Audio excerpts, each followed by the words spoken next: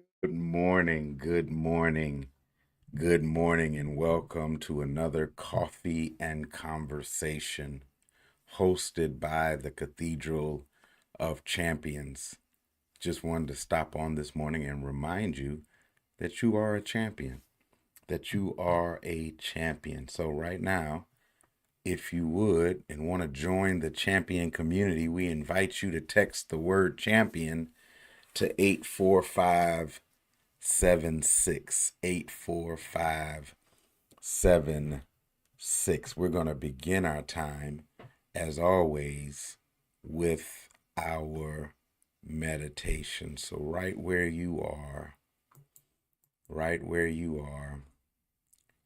if you would please find a quiet place and sit comfortably.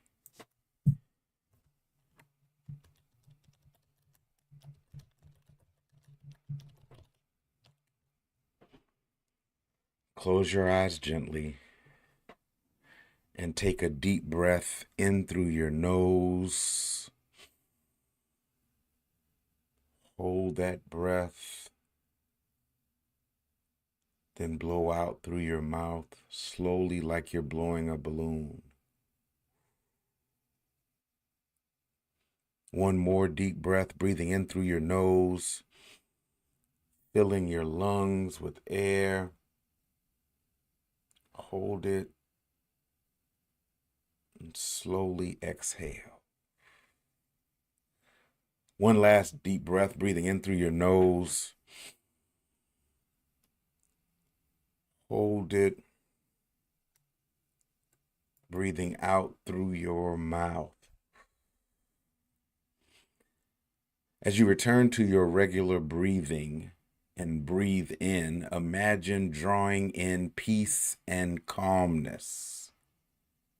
As you breathe out, visualize releasing any tension from the week. With each breath, feel your body beginning to become lighter. Inhale deeply. Exhale slowly. Picture the stress of this week flowing out of you like a gentle stream. Allow any lingering thoughts, worries, or frustrations to drift away. With each breath out, let go of what no longer serves you. Now, take a moment to reflect on your week. Think about the challenges you faced and the struggles you endured. Acknowledge the emotions that arose during this time, whether they were feelings of frustration, sadness, or even joy. Each experience is a part of your journey. Embrace them without judgment. Breathe in acceptance. Breathe out release. With your next breath, shift your focus to the weekend ahead. Visualize the possibilities that lie before you. What do you wish to embrace this weekend? Maybe it's relaxation, connection with loved ones, or engaging in a favorite hobby. Picture yourself fully immersed in these moments. Inhale the anticipation of joy and fulfillment, and exhale any lingering worry about the future. As you settle into this space of peace, remember that like the cycle of the week, life has its ups and downs. Just as the pain of struggle can feel overwhelming, it often leads to growth and renewal. Repeat to yourself, I endure, I grow, I transform. With each repetition, feel the strength within you rising. Breathe in silence. Breathe in resilience. And breathe out doubt.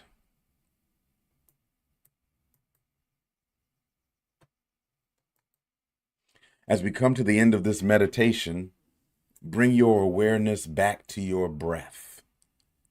Take a moment to express gratitude for this time you've taken for yourself. Gently wiggle your fingers and toes, and when you feel ready, open your eyes. Carry this sense of release, embrace, and resilience with you into your Friday and throughout the weekend ahead. Namaste. All right, our quote for today is an amazing quote. It's an amazing quote from Nelson Mandela. Nelson Mandela says this, and I want you to think about it. Nelson Mandela says, "There is nothing like returning to the place that remains unchanged to find the ways in which you yourself have altered." There is nothing like returning to a place unchanged to find the ways in which you yourself have altered. Whew. There's nothing like returning to a place that remains unchanged. I'm posting it in the chat right now.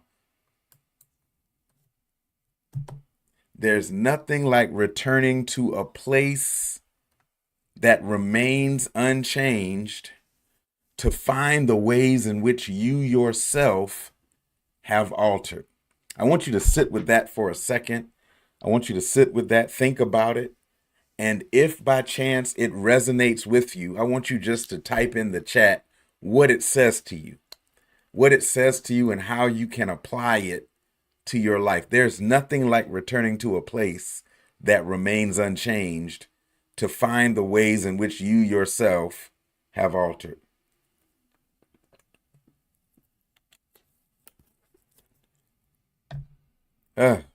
It says a lot to me.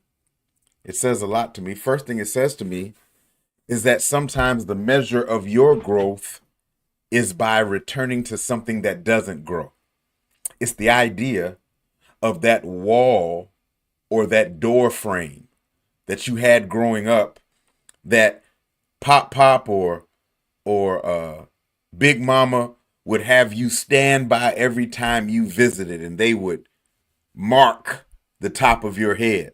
Because oftentimes you don't feel you've changed until you return to a place that hasn't changed, and you can now see how you've grown.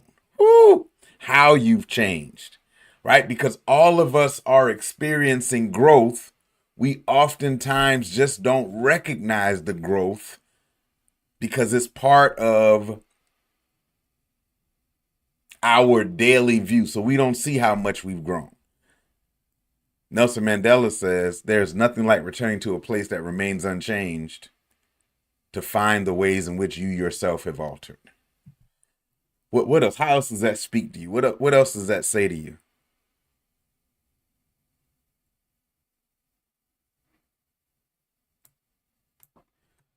All right, what else does that say to you?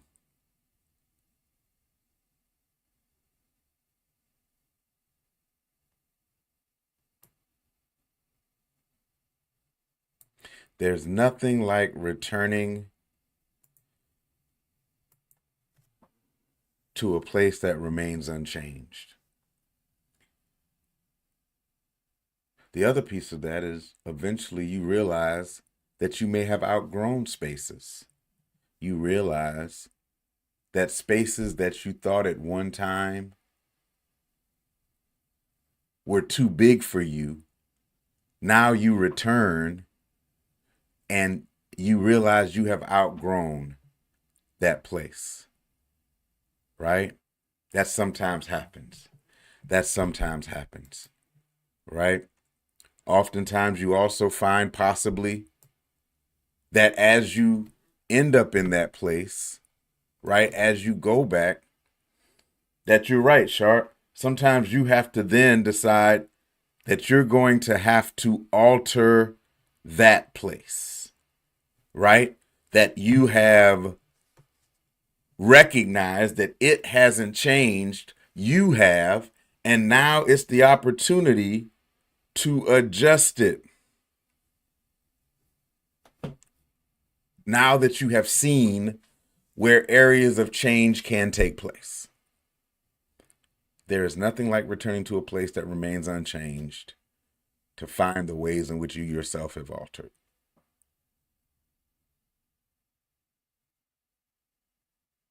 It also could be the idea of returning to Big Mama's house, and all of a sudden your behavior is not like you left it, right? You ever went home after being away, school, military, go back to mama's house, and you start talking like you still in the military or away at school, and mama has to remind you, you ain't leave using them words. Don't come back using them words, right? So sometimes the converse is true. Sometimes we change negatively and have to come back home and be reminded of a standard that was set, right? It's Easter weekend. Some people coming home spring break, they ain't been to church all year. Guess where they going to be at Sunday morning? Early Sunday morning. They're going to be in church, right? But here's the downfall, right? Because some people that are coming back and going to church are going to realize that the churches that they've been going to have not altered their thinking, have not changed their concepts, are still preaching and teaching an oppressive and limiting gospel. And as a result, those persons who have left and seen other things may come back with a critique. It's not necessarily a bad thing, right? Because the reality is everything must change. Even the things that are considered constants essentially change and shift in small ways that we may not recognize until it's too late. So this amazing concept that Mandela speaks about is the recognition that everything changes. And that sometimes from a perspective, we see our change. Other times, instead of seeing our change, we see other people's change. And then, other than seeing our change and other people's change, sometimes we simply see the non changing stagnation of institutions. But it's in those moments that we have to decide, how do we proceed? Do we reject what hasn't changed? Do we attempt to become change agents? Or do we then conform to what we have outgrown? What I've never done is when I went home and Grandma Shaw marked my spot in the new place, did I ever try to shrink back down to one of the former lines? And we do ourselves a disservice by trying to shrink into spaces that we have outgrown. And too many of us will spend time at home this weekend conforming and contorting ourselves, forcing ourselves to fit into something we've outgrown. Perfect example. Many of us haven't put on a suit all year, but we ain't buying no suit for one Sunday, so we gonna squeeze into and try to button up something we far outgrown. And all I'm saying is this is going to be a weekend where you notice change. Reality is every day especially when you've been away from spaces and you return to them, you realize if growth has taken place. Sometimes it's with our family. They're still talking about the things they talked about 10 years ago. Sometimes it's with our friends. They're still trying to do the things we did 10 years ago. Sometimes it's in our relationships. Sometimes it's in our institutions, right? Nelson Mandela is speaking of what we call oftentimes homecoming. When we return to a place and we recognize either that they're new buildings or that they haven't cleaned the old buildings. But you notice in those moments how much you yourself have altered. Hey, Pam, great morning to you. Right, Pam? Pam, you speak of this, right? Every time you go back home, you recognize what has changed, what hasn't changed, and how you have changed in the time you've been away, right? You go back to that favorite restaurant and realize, oh man, they don't cook the wings the same. Oh man, the gizzards have changed, right? They don't cook the gizzards like they used to. So there's nothing like returning to a place that remains unchanged. And sometimes the unchanged is simply in your mind.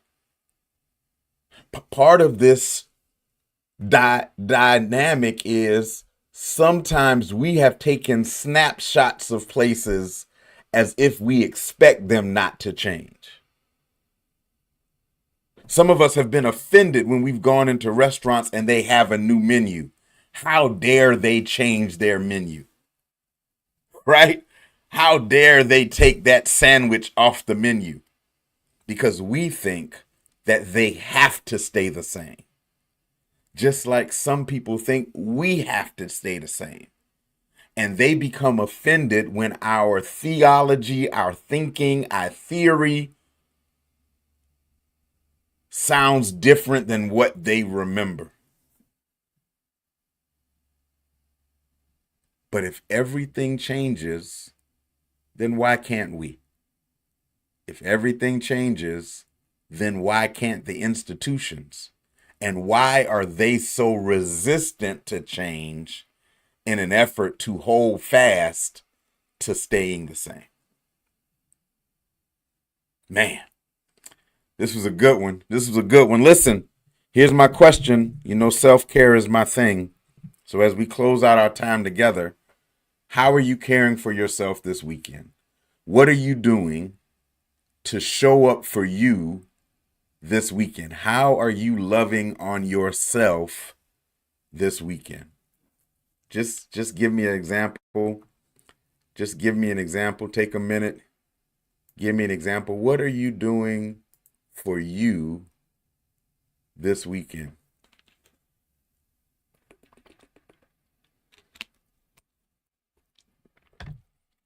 All right? How are you caring for you this weekend? This is our self-care check-in. What are you doing for you this weekend? Just type it in the chat. You are deserving of self-care. You are deserving to make self-care sacred. It's not selfish. It's a sacred act of stewarding yourself. No one's going to love you like you. No one's going to care for you. No one knows how you really need to recharge and rejuvenate. They can make suggestions, but only you know what speaks to you. So what are you going to do deliberately for you this weekend? What have you done to steward and care for yourself this week?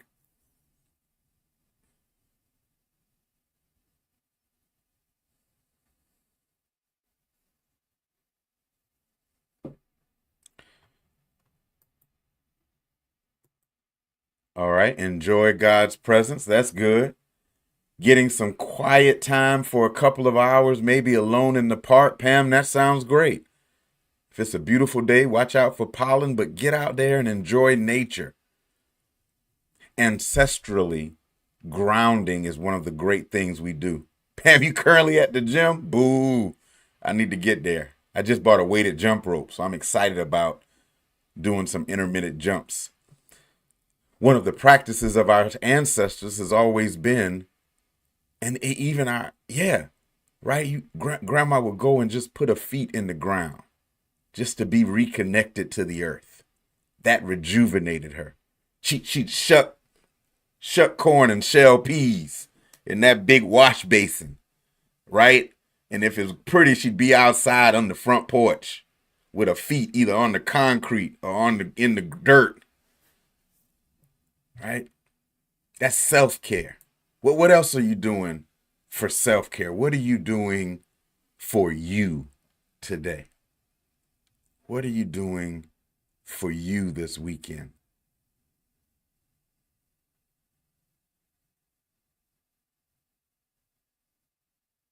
I don't want you to take it for granted.